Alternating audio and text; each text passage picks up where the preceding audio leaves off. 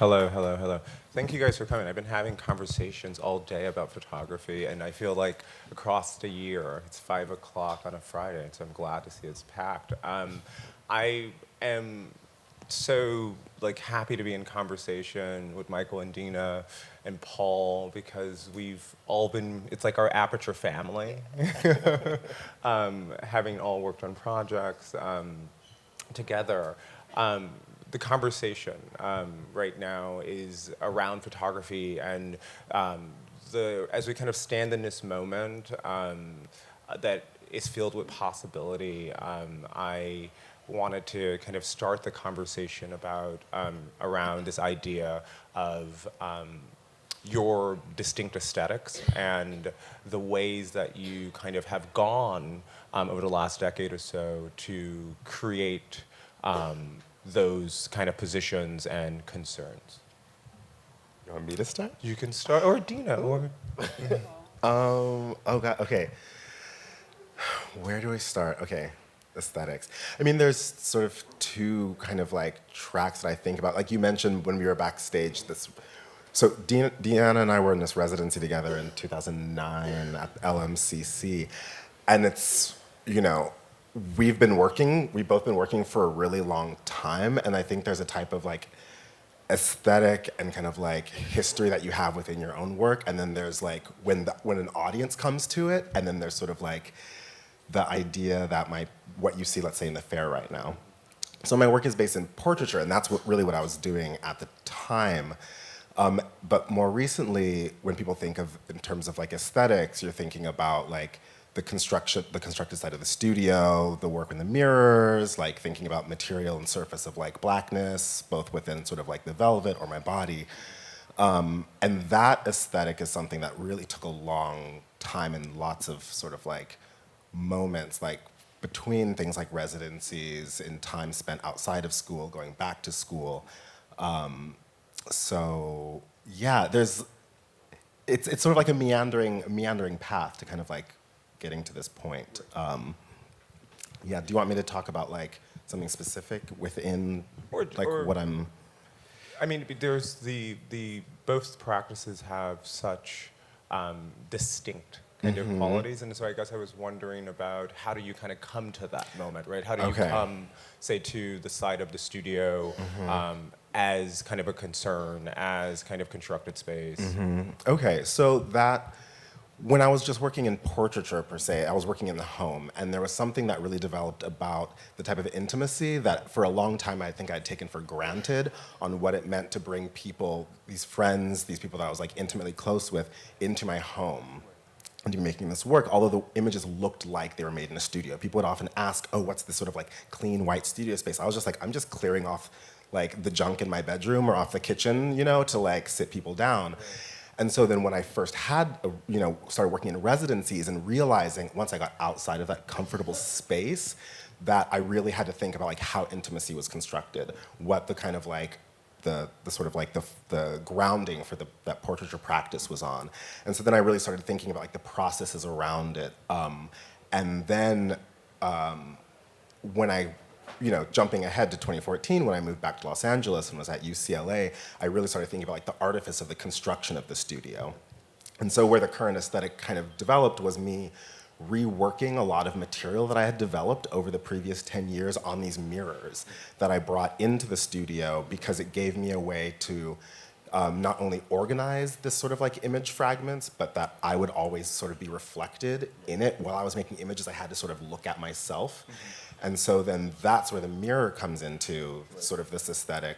And then I started thinking about what could be seen that was the traces on that surface within the constructed black box, the dark room, constructing the sort of velvet space around it, kind of going under the photographer's dark cloth, or constructing these sort of social, sexual dark rooms around the space. So that's sort of where the aesthetic comes from, but it takes all these sort of previous projects and thinking about portraiture, the studio, intimacy, etc. Yeah. Deana, how did you kind of come to develop your concern in photography? It's so interesting to hear Paul talk about the studio. I think I was trying to figure out my relationship to the studio. And I remember in 2006, when I lived in New Haven, I made one of the apartment rooms a studio. And I began making work in that room. And there was something for me that it fell flat for me. And I realized that I had a curiosity about strangers, about family. It goes back to vernacular pictures, which we talked about earlier, looking at the photographs that my father took of our family, and just how things such as fabric, I love how you mentioned velvet, curtains, wallpaper, like in this image of Nikki's kitchen, the curtains here that were brought for this particular photo shoot, but trying to figure out like how to bring the studio in someone's home. And literally that's what I'm doing pretty much. You know, I shoot with studio lights. When I go to a photo shoot, I have bags of equipment. But then there's something that I'm hoping will happen in that moment in terms of intimacy, connection with the sitter, the subject, the gaze, and then something that maybe I didn't plan. Yeah. And one of the things that's kind of interesting about both of your practices, you kind of talk about LMCC, that residency, 2009, right? We're in 2019, 10 years, right? You've both been at this for a very long time. Well, not a very, but for a while. Not to like, say anyone's old. We're all kind of in the same age range. But Michael, to bring you in the conversation, you've supported, artists, these artists, photographers, across kind of their careers. How do you, say, when voices are emerging, go about supporting that work? Yeah, I think, well, first off, I think I'm a little older than the three of you. And so I think actually I've been collecting for over 30 years, mostly, especially initially all photography. And it's been just interesting to see the changes in aesthetic from what was going on even 10, 15 years ago with sort of the German photographers that were so present in an art fair like this, and how that has, and how slick they were, and how some of I think the new Vanguard, or as you've put it, is like it's much more realism, and which I think is more of our society too. It's like the snapshot realism of whether you're in the studio or not. It's a very different thing. And as a supporter of photography, it's the greatest thing to be able to interact with living artists and support living artists.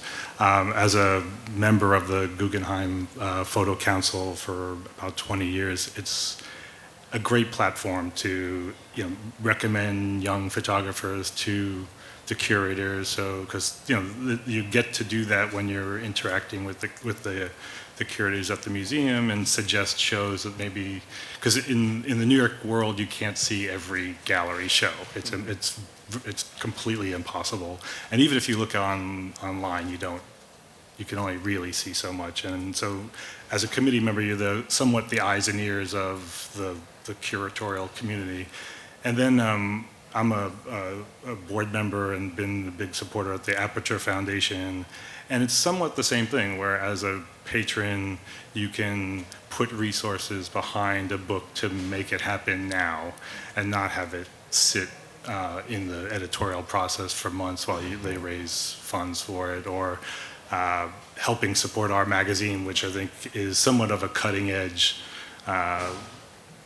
survey of, very, very topic specific now, but super current of what's going on in, like, we did a Mexico City issue, so it was, what are the photographers doing in Mexico City right now, and give light to work that's not necessarily been seen by the broader community. Certainly work that would not yet be ready for an art fair like this. One of the things that Michael just touched on was this idea of realism in photography, and we are seeing a lot of it, but in your practices, I would argue that there's a kind of engagement that, borders lines on contesting, that and one of the things that me and Deana were, talking, she talked about how the staging, right? Something that you both employ, a device that you both employ, is a way to kind of take the image one step out of the vernacular. And I was wondering if you guys can speak to kind of the ways in which you're engaging or not engaging realism. Start this one? Yeah, so I was trying to also figure out my relationship to documentary photography. Most of the photographers that I admire actually are not like stage photographers. Like, I looked at people like Nan Golden, of course, like Diane Arbus. And for me, there has to be something that goes beyond, in a way. For example, the photograph of the young woman with the body stocking, there's a bit of projection or like an intervention on my part to bring it into maybe the surreal. It's the real, but also the surreal. And I think part of that comes from my love of, say, like the way that Toni Morrison writes, or like Flannery O'Connor, like these kind of twists and turns. The same thing with the photograph Nation. I'm pulling from real life. Like, with the photograph Nation, I admire certain bodies, certain male bodies, gold. But then George Washington's teeth tucked in the corner of the frame take it to a whole other level in terms of timing, like history but present, and also the abject, or like the maybe even repulsion in that. So yeah, but I'm sorry, I'm also looking at images as it's flashing, but the image of Uncle Mac. I was trying to figure out, like, how can I pose a man with a gun, but have it do something other than what images of men with guns do. And so you would actually think it would be like this very aggressive image, but he's leaned back in this way that is kind of uncertain. So it's about the realism, but also like what could happen beyond as well. Yeah. And I think photography does that really well.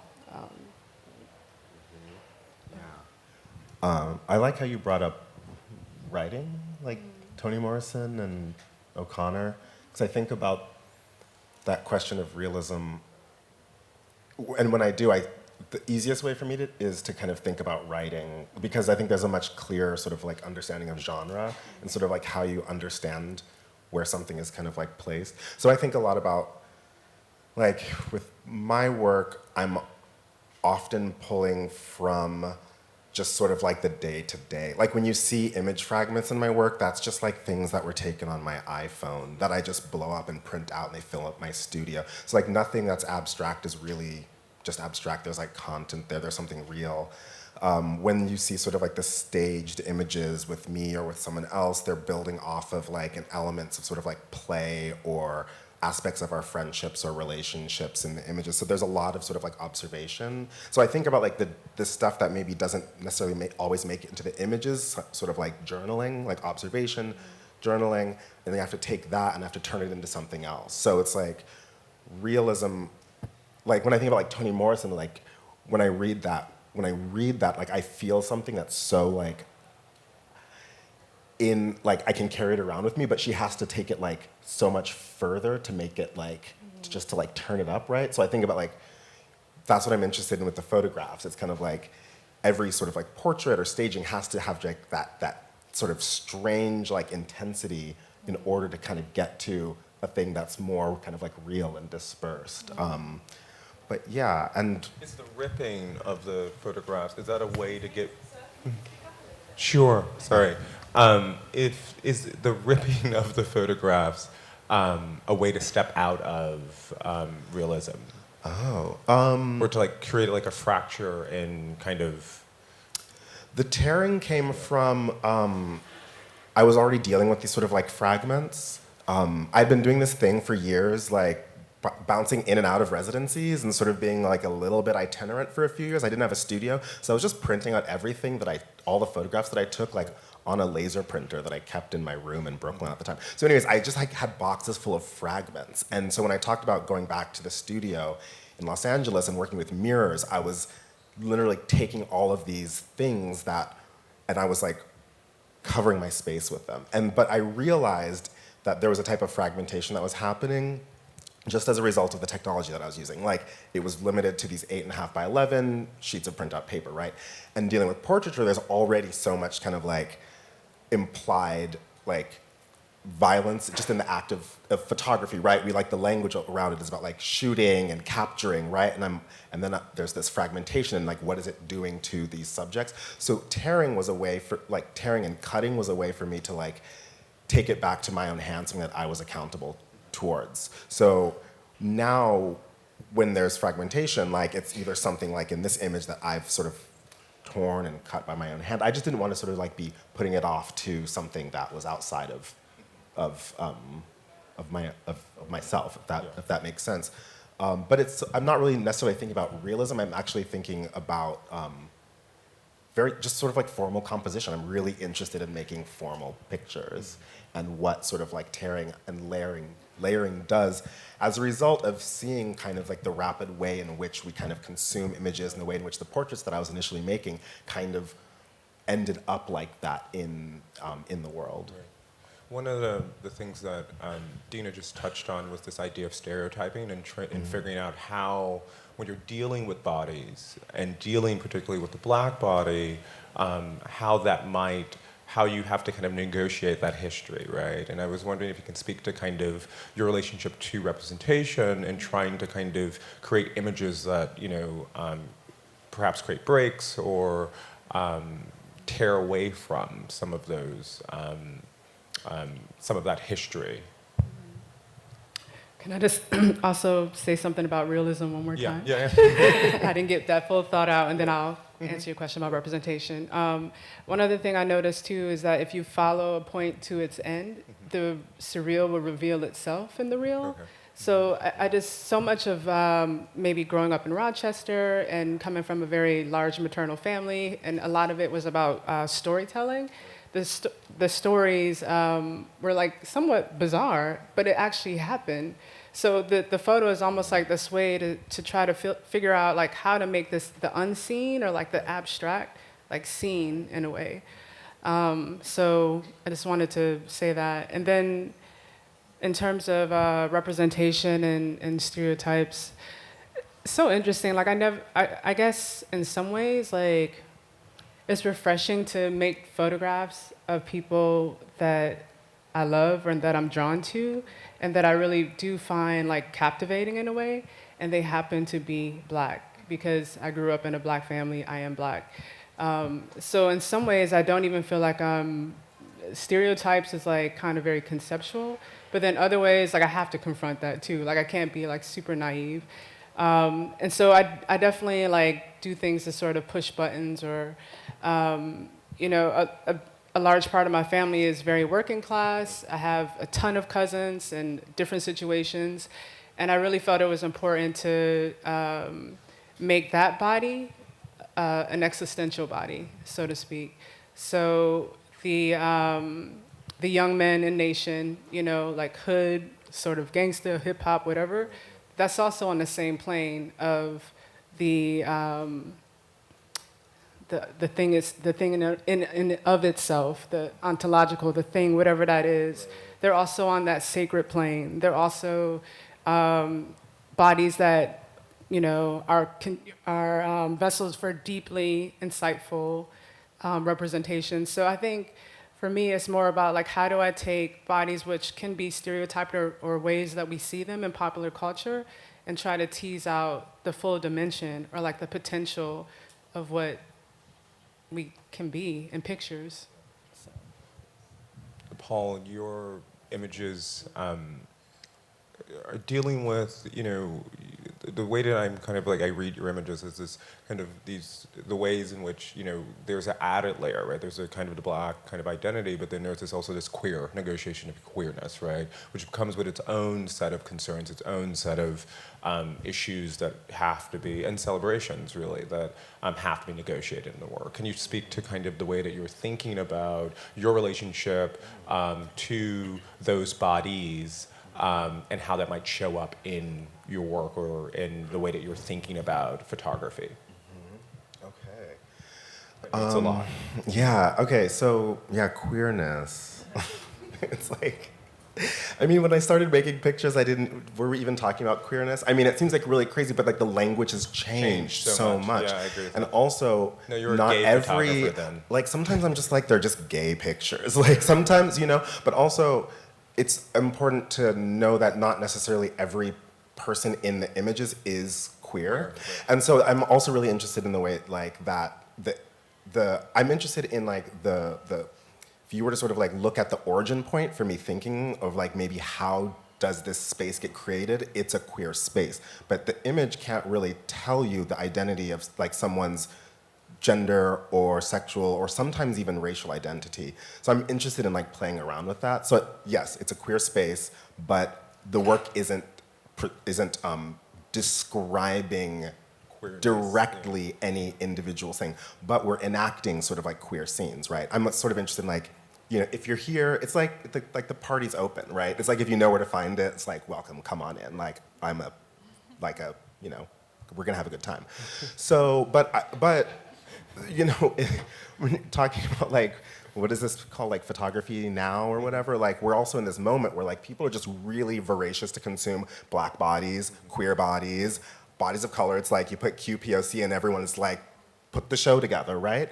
So I'm also really like, okay, what I really want to try to do is how can queerness and how can Blackness get written to like the fundamentals of photography, because we're going to be in a moment when like not every collector is going to be like, hey, wanting to support us, like, or shows aren't going to be there. So if we can get to like what's at the root of the medium, right, then we can't be written out of the conversation.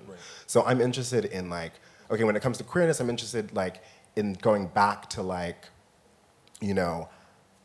just sort of like the operations of looking. Photography is like a technology of desire, right? It was created to enable us to see in a certain way. It didn't have to be the way it is, right? So I'm interested like in point perspective. I'm interested in the layers of mirroring and reflecting that are also inseparable from sort of like the formation of queer subjecthood and also like social spaces. And then when it comes to like the Black Velvet and these things, like I was interested in how, there's the priorities of photography are often talked about like bright light, like we're under these lights, right? It's like lucidity, clarity, right? But I became interested in the fact that like all of this sort of like latent traces on this mirror that I was using could only be seen when my body was reflected against it. Like it was an accident at first, but I was like, oh wait, if we realize that like maybe Blackness as material and sort of like darkness as sort of like a space from looking, like then like that goes back to the heart of photography. So in that sense, like, yeah, I want to sort of bring the conversation to that point in terms of like Blackness and queerness. What's kind of interesting is I remember that Deana grew up in Rochester, and we think about Kodak being there and how photography as a technology, right, is, when you think about the color, color calibrating and the Shirley kind of Shirley card, yeah. Shirley cards, Blackness wasn't even kind of being thought about, right? And so in the technology in that way, we're not kind of centered, right? And so that kind of because a lot of that kind of thought Blackness as a color, as a material in the space of photography does have this kind of interesting and violent past. I want to kind of say that to say that you also brought up this idea of that Black bodies are being consumed, right? And yes, in art, but also in social media and in kind of all these spaces. And there's a lot of conversations happening around Black people having a moment. And which leads me really kind of to Michael in this way of like, how do you come to the work? What responsibility do you have as someone who's outside the community to collecting these artists? Right. I think, as a collector, they say you buy yourself, essentially, when you go and you buy a work of art. You're seeing something of yourself in that image. But I think it's really the more you see just human form, and in early photography, it's always been there, and there has been, Robert Mapplethorpe, as you were in the show with Robert Mapplethorpe, and you see how much of the body was the focus of his work and the surface. So as a collector, that's how I kind of got comfortable with it. It's like seeing some of those types of work. But even earlier on, in the early days of photography, Dorothea Lange and other people, definitely in a black and white only world, showed the viewer, something beautiful about any type of person or body. And I think it just in today's world, where it's so much faster and there's so much more access to viewership, anybody can put up an Instagram body of images, and the world has just changed. So as a consumer of photography, you're bombarded with enormous numbers of images, and it's really the message and the thought behind the amount of work you're doing and the commentary you're making about photography that then, as a collector or as a curator, you can say this is something different than the generic Instagram shot. Because with technology today, the ability to take a clear photograph is ubiquitous, and it wasn't the case 50 years ago. And so it's like, how do you refine from this and the huge mass of work that gets produced in terms of photographic images? How do you refine it to what's important? And that's really, like, for example, at Aperture, we have a portfolio prize, and photographers are incented, young college students will submit their work, and we receive over 1,500 applicants. And then we've got to boil that down to 6 or 7 finalists. And it's just incredible, because there's so much work going on, and it's like, how do you sift through this? And as a collector and curator, it's the same thing. It's like, it's filtering and filtering again and again and again until you get to the point where the work has so many levels of meaning and can appeal to so many different types of collectors. And I think that's really what, institutions now are really, becoming very much aware that it's their responsibility to show, the best of this type of work. And they're also farming old work that was never seen. And so, like, at Aperture, we published Kwame Brathwaite's book, Black is Beautiful. The work was never seen before in an art context, and it's bringing an old story back to where it should be, and sort of rewriting that history. And I think as a collector, you put your money behind the projects that are important, and that's it's a big part of the museum culture. One of the things I had earlier this week, I had the great privilege of having a conversation with Kwame Brathwaite Jr. And the books that, kind of more recently that Aperture have been making are reflective, right, of a wider world, right? But that is a more recent, kind of development.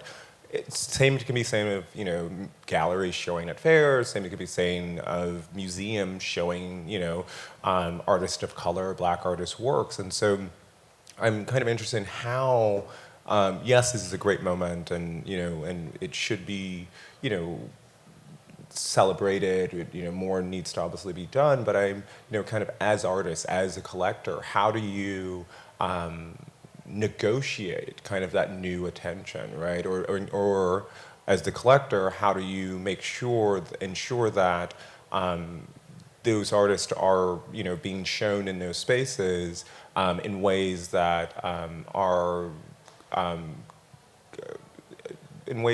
respectful of the context in which the artists are working?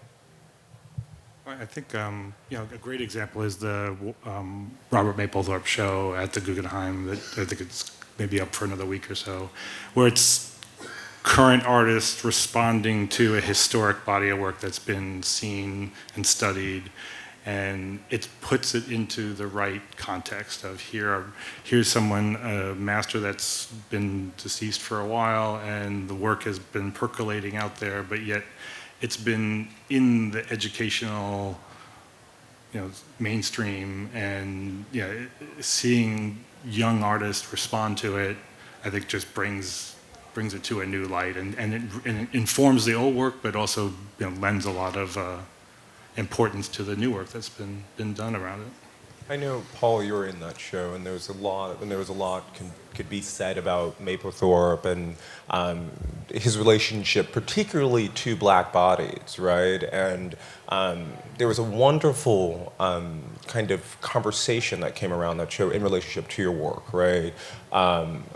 In ways in which how you are or not engaging Mapplethorpe, right? And I was wondering if you can speak to that, because I felt like there was I felt, because we were talking about this, we're having this conversation about photography now and this kind of great moment, but to me I feel like you go, particularly with that Mapplethorpe show, particularly with the history of Mapplethorpe in relation to the black body, and particularly with the history of scholarship and artists who are, some of which were in the show, like Lyle Ashton Harris, who have responded really forcefully against the ways in which Mapplethorpe has depicted black body, right?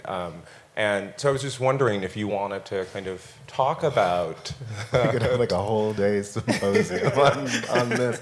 I mean, it's like, what do we make of Mapplethorpe? I mean, it's like. Or like, does it always have to come back to him in this moment? Well, I'm glad. I mean, yeah, he's always going to be in the room, and I mean, I think like any black person who's walked into a Mapplethorpe show know it's the most uncomfortable place to be.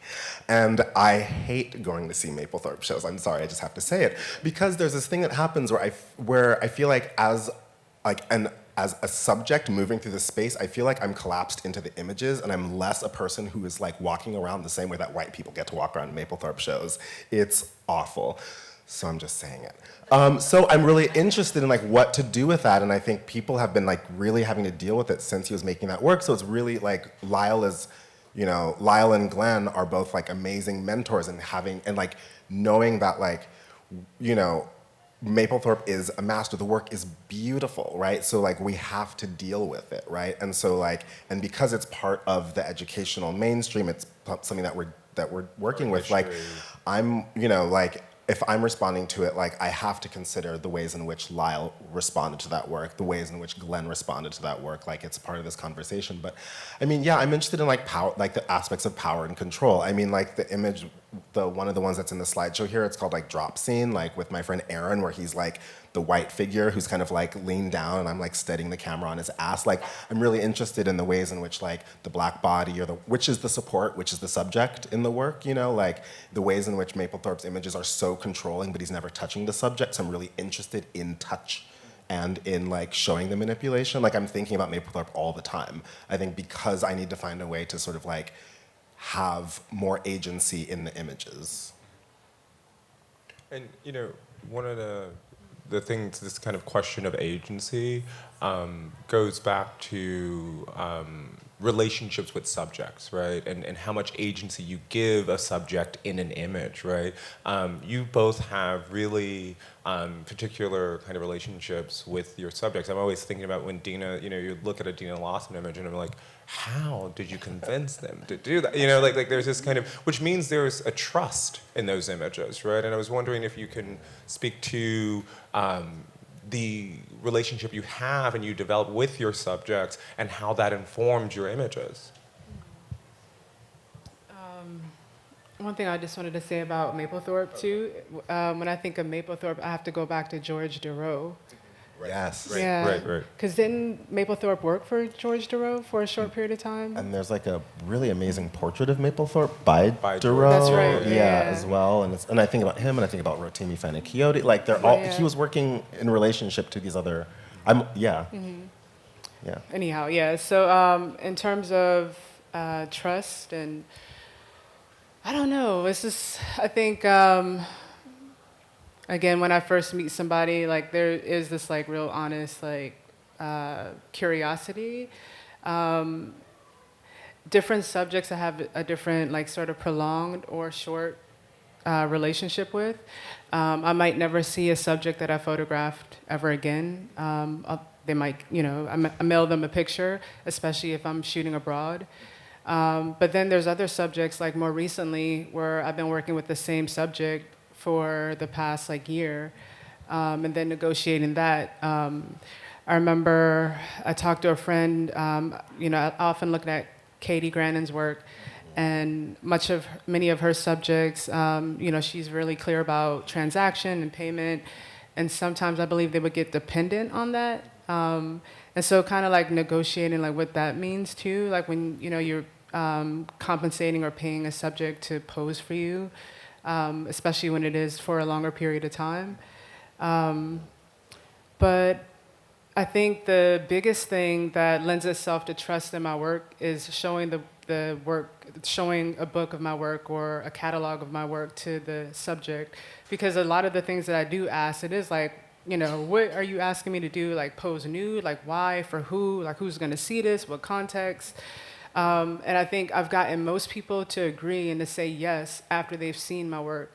Literally, I just met with 2 subjects who I wanted to photograph yesterday, and I brought out the book, and he said, "You took these pictures?" I was like, "Yeah." And he's like, I think I do want to work with you. But that was the best compliment ever. It's like when someone really sees the heart in the work, that they want to reveal themselves and be a part of that that sequence or narrative. So.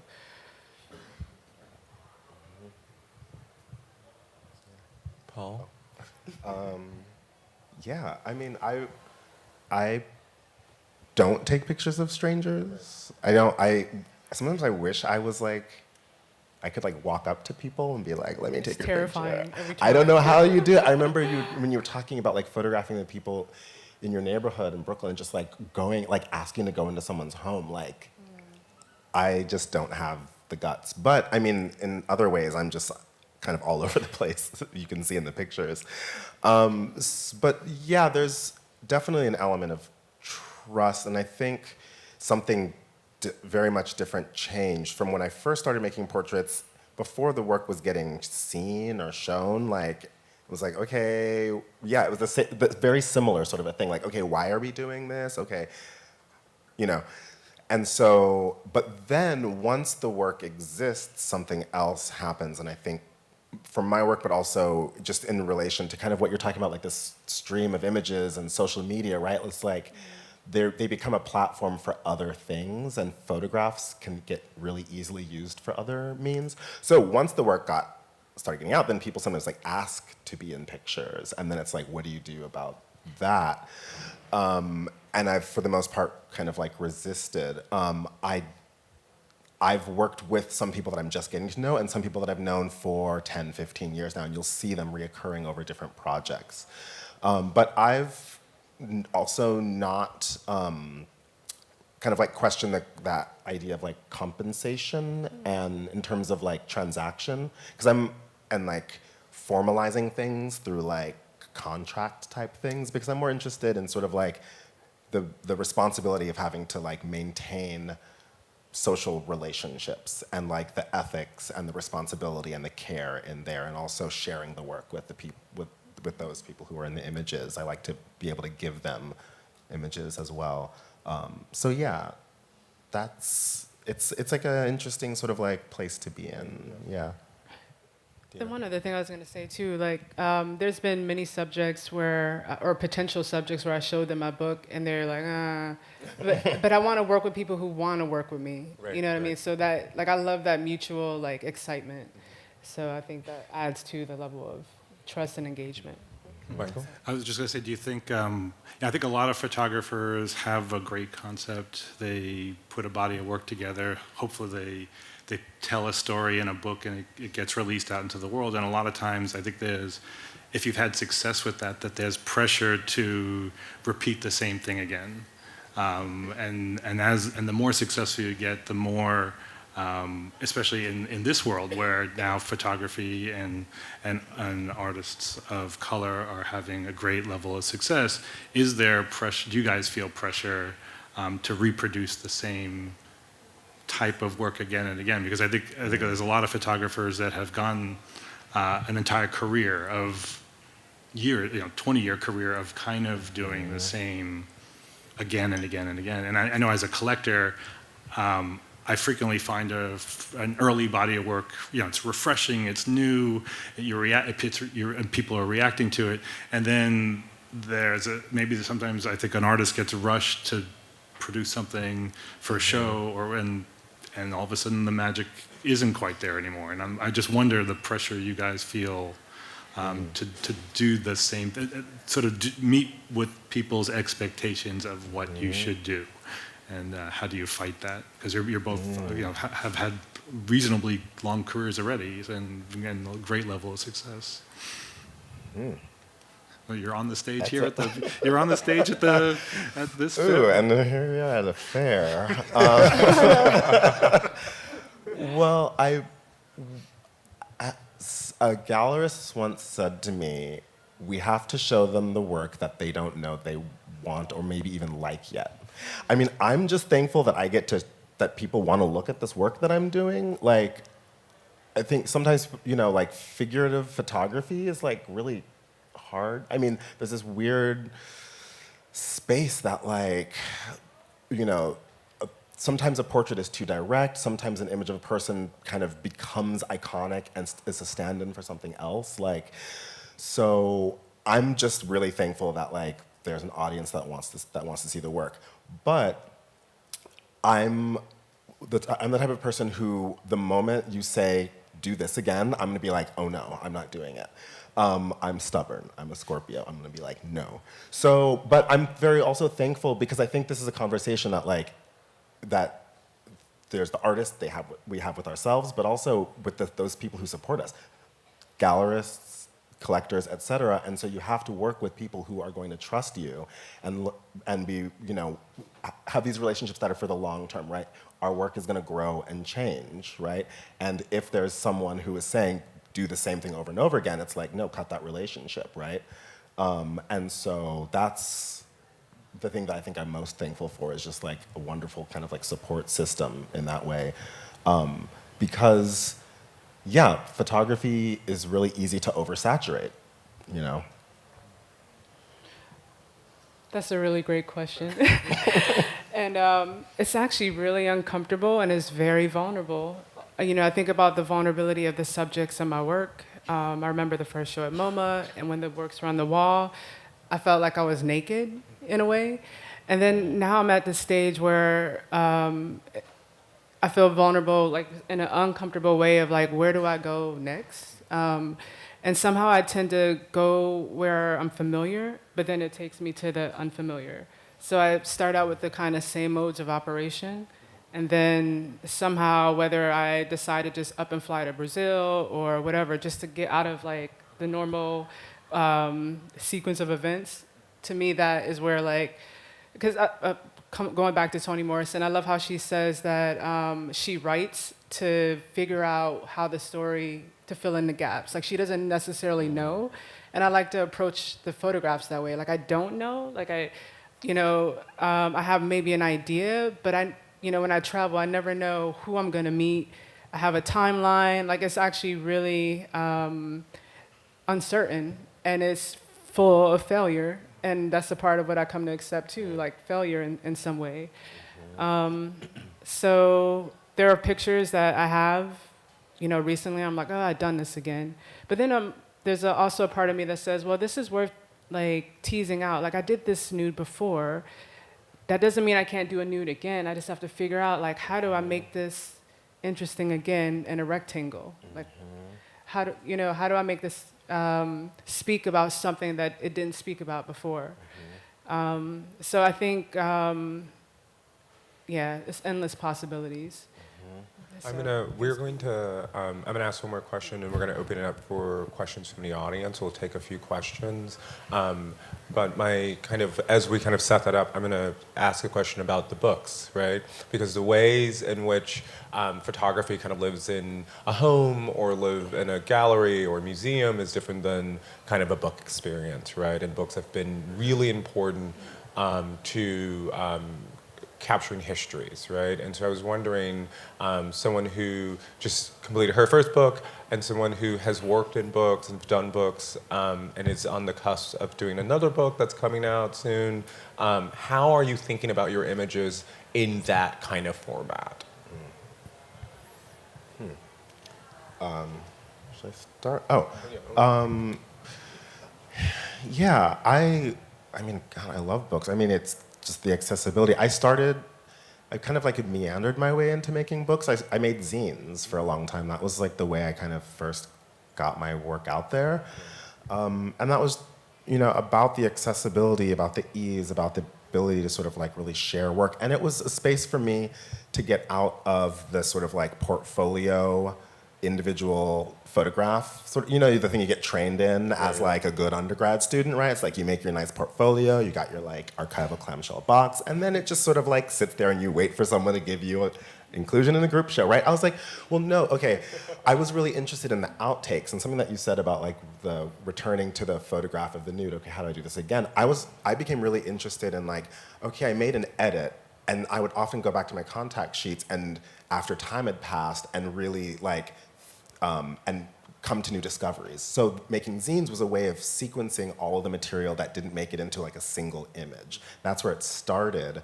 And that was where I really began thinking about like editing and time. And then I did a lot of like self-published book projects and further zines. Like I did a project from the residency at the Studio Museum, and then my friend Timothy Hull, who's a painter, he and I did a book of collage. Actually, that's from 2010. And that's sort of where collage came into the work, through this collaboration with him. And now I'm going to be doing this first sort of like monograph with Aperture and the Contemporary Art Museum St. Louis, and that's from the show that is now at it's traveled from St. Louis to the University of Houston. And so that will be coming out in the spring, I believe, February or March. And that's a whole other thing. That's like, it's a monograph, exhibition catalog. It includes texts, contributions from various people who've all been a part of the work. Like Malik Gaines and Evan Moffat and Grace Wells Bonner, who've all been in the work, as well as I've worked alongside to Lucy Gallen, who curated the new photography show. Who else in there? Ariel Goldberg, who's a writer. And they're also have been in the work, but we've also known each other going back to our undergrad days. So it's interesting to have these contributions and they all give like different insights into it. So I'm just really excited to see the final product because the work will be given a context in a way that's different from these sort of like self-initiated projects that I've done in the past. With the book with Aperture, it was important that it had this really distinct finish and sheen to it, particularly because many of the spaces and the photographs are very, again, working class, or like things are undone, or maybe you see a little bit of like the dirt or what have you. But I wanted the even when I frame images like on the wall, like I wanted it to be really like clean and beautiful. It goes back to this ring that my mom gave me. She had this ring for years, and I admired it. My dad bought it for her in St. Thomas, and I wore it when I was a teenager, and I always asked her for it. She never gave it to me, but finally she gave it to me 2 years ago. And when I showed my daughter it, she's like, "Oh, that looks like the sign on the Never-Ending Story book. Remember?" So as a '90s, '80s girl, I just love when he finds that book and he's like, "Wow, what is this?" And so I wanted the packaging like this, like beautiful. The color of the fabric. The fabric goes back to the couches or the spaces. It's also my favorite lipstick color, this like really beautiful berry color within the gold, rose gold. So all those choices went into it to make sure that people understood that this is like respected, sacred. Like when you look at this book, when you look at the people in this book, this is something that has a lot of weight to it. So. I'm going to take a couple of questions. We have one here. Oh, well. Is this, yeah, it's on. Hi, thank you so much for this great panel. Now, obviously, the two of you have been successful for a while now, and I was just wondering, given the current political situation in this country, how do you see your work in relation to that, and do you feel a new responsibility to sort of respond to that? Not at all. Fair enough. Yeah, I mean, I tell people I have a full life, and there's things that happen in the work, and there's things where I show up elsewhere. I think about it in terms of like education and teaching. I think about it. The work that I'm making is I need a space to get away from all this like batshit insanity that's coming on every single day. So, yes, no. Take another question. We have someone up here.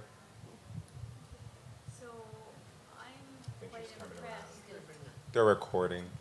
I'm sort of impressed with the fact that you're working with people that you know all the time and that they cooperate and they're willing. Collaborators, partners, and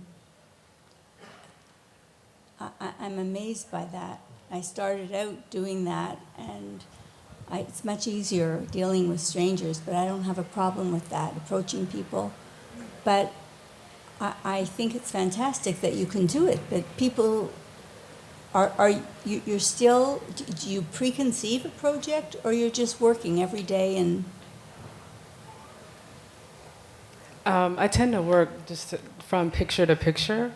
It's hard for me to preconceive an entire body of work, but when I get an idea or an image or a flash, I know that I have to chase after that image by any means. So.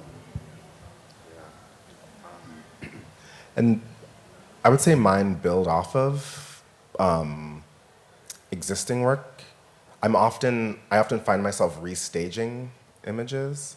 And so the way that projects develop for me is more through going back and looking, editing, or the times of sort of like boredom and reflection. And then I'll realize that there's a project there. And then perhaps I might make a few additional works that might fill out the idea. But I don't sketch things out. I don't write down some sort of like thesis to be executed.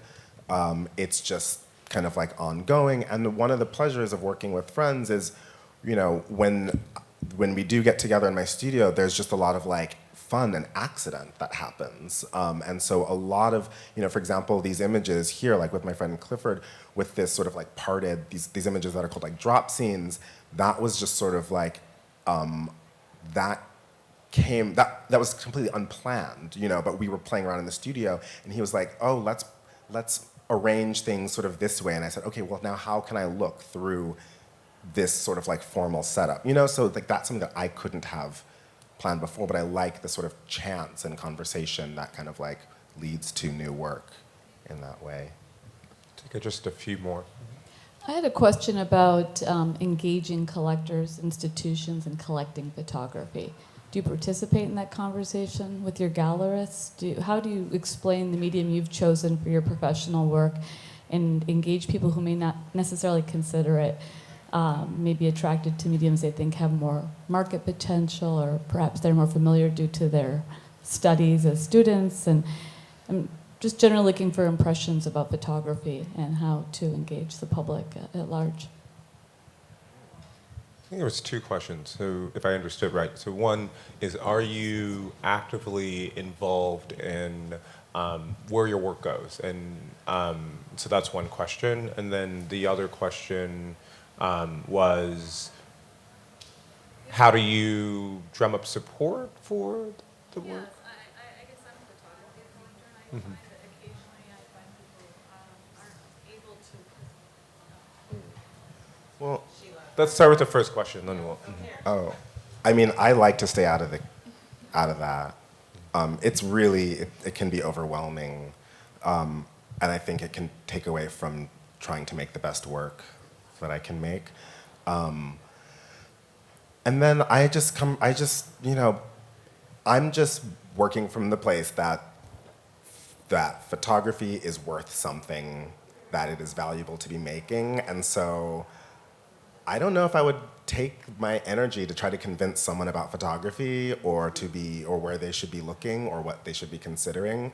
But I'm very willing to, when someone is actively engaged or interested, to sit down and have a conversation and go in depth. On rare occasions, I offer input. Like, for example, the image daughter with the body stocking, that could only go to a public museum collection because the young woman in the picture was under 18. I just felt like I wanted that picture to be in a public collection and not a private collection. I did make one exception for A.C. Hudgens, only he can get it, because he is somewhat like family, but that's one case. And then the other was when I did a photograph of a woman in Haiti with a pig on her head. It was it was in conversation with the revolution in Haiti. And there's one AP left, and I wanted it to go to a French museum. So we're holding on to it for it to eventually go to a French museum, because I think it'd be interesting, the history of that, and that kind of speak back to France in a way. So. Got a question back there. Yeah, this is for Paul. Do you think that you're perceived or understood differently as an artist because of the fact that in most of your images you exist as both subject and maker or artist? Perceived in what way? Like publicly, by collectors or people who talk about your work. Do you feel that it's understood or talked about differently? Oh God, it's very strange. Sometimes I'm like, how did I get myself into this position?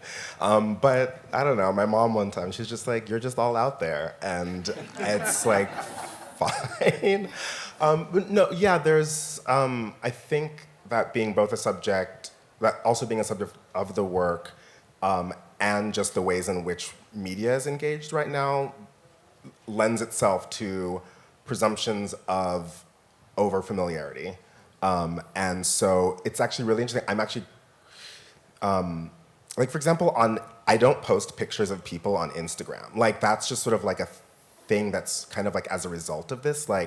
I'm really, as much as there is kind of like everything is out there, I hold a lot kind of like close to me, and I'm really interested in, it's also, if you notice, there's no titles here, but I also don't title the works by self-portrait or the names of subjects anymore. There's enough out there that I'm really interested in those who are already kind of like have an intimate relationship to be able to be within that space. And if you don't know, you don't know. And I'm really interested in all of the people who do not know the names. And then what happens when there are those sort of like privileged positions of like entering into it. Yeah. Also, a funny thing is, in some of the images where there's just fragments of bodies, it's not just me. I've often played with friends as stand-ins, because an interesting thing happened. I noticed that when there were the first images of fragmented bodies, if it was a black body, people always presumed it was a self-portrait. So now sometimes I sneak in other people. But one of those friends moved to Berlin, and now I can't use him anymore. I'm going to take one more question. Yes, right up here. First of all, the two of you are so impressive. And what was wonderful was bringing your intellect to your work and explaining it to us. But my question is for you. I just saw the show that was hung at Aperture, and their work is so thoughtful. And explain to me how photography, because I'm a collector also, sort of, how photography with fashion, what the raison d'etre of that is, how that becomes a mode of photography that can sit alongside the thoughtfulness, the intellect of this work. Let's see. Two things. They also make commercial work. They've also made fashion pictures.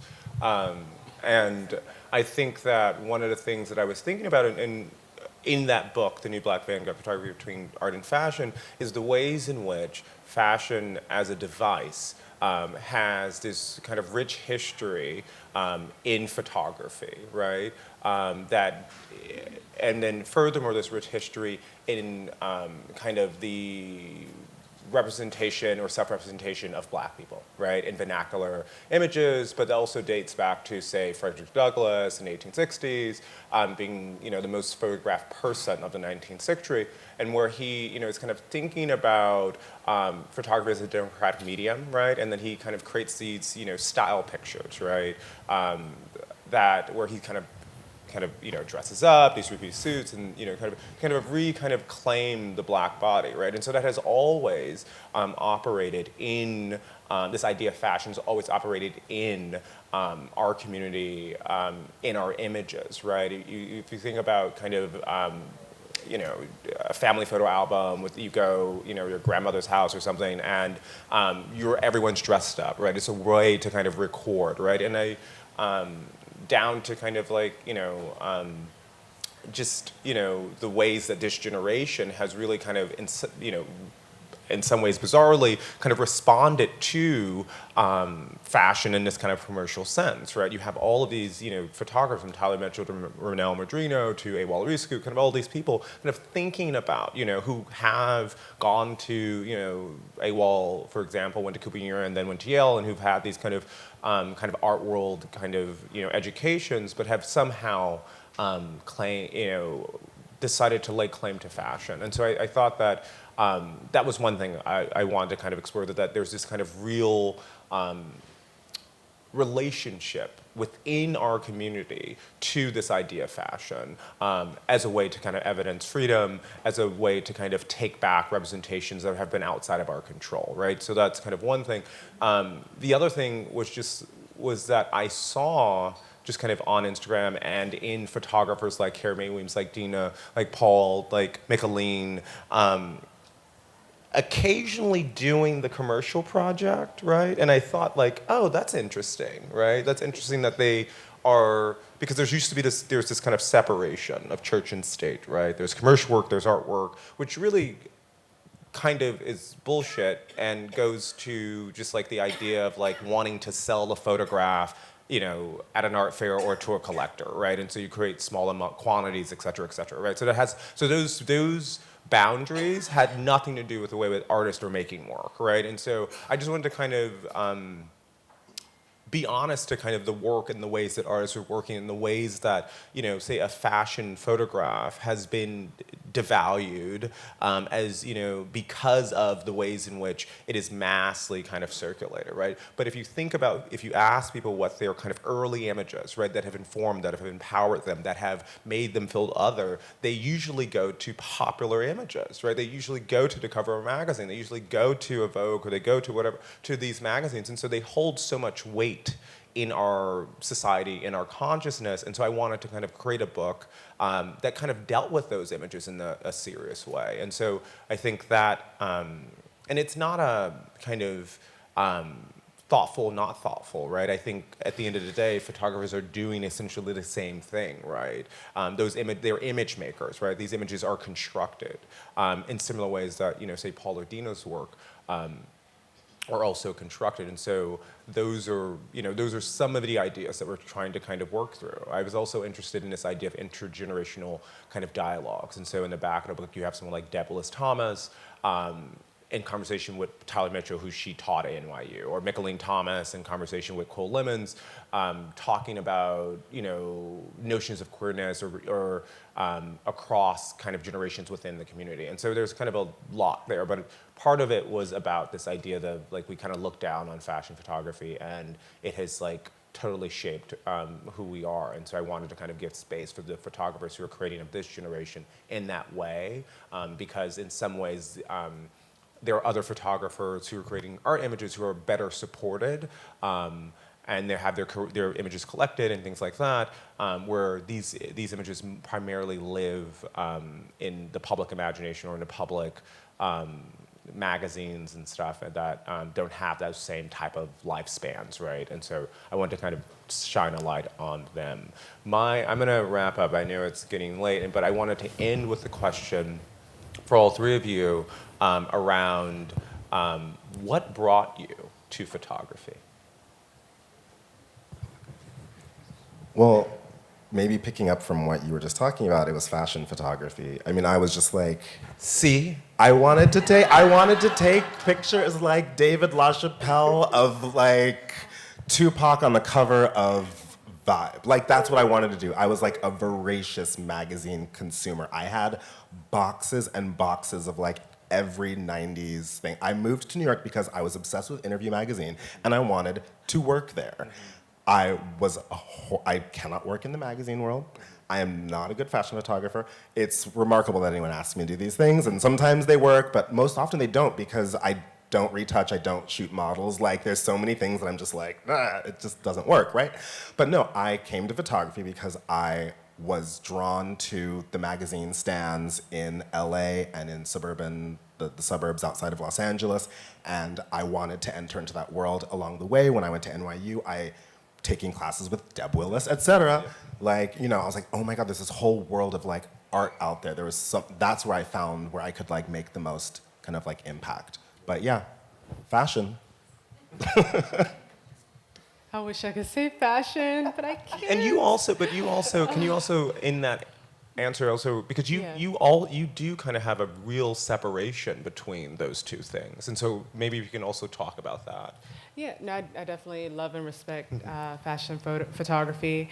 I think part of maybe some of the work that I make is actually maybe in a response against fashion, actually, because I feel like it is so proliferated and it gives us ideas about self and body and so forth. And it's so clean. I think maybe I just wanted to provide space for something other that was also very real. And so, but I have to say what brought me to photography was first photo class and seeing the work of really powerful female artists or photographers like Mary Ellen Mark and that documentary Streetwise of kids who had ran away in the 1980s and the color film and then the black and white images. Again, a lot of it is very documentary that I'm drawn to, but of course, Diane Arbus is one of the most powerful photo makers to me of all time. And then, of course, Kitchen Table Series by Carrie Mae Weems. But just to think that, that, and also I was completely, finally the first time in my life as a 19-year-old or 20-year-old, obsessed with something else other than guys. No, I'm just kidding. But when I got into the darkroom, it was like phenomenal. I was like, this is like, it was really magical to me, and I never left it. So, I mean, for me, I always looked at, as I started, studying art history in college, I came to realize that, since I'm a little bit older, it's like the art history only became studyable from a distance because of photography. And the more I thought about how photography, and especially color photography, it's the medium of the last 50 years. And it's, when you think about art in the arc of art history, we're living in this age of enlightenment for photography. It's like it's not like painting or sculpture that have been around since Michelangelo. And it's just.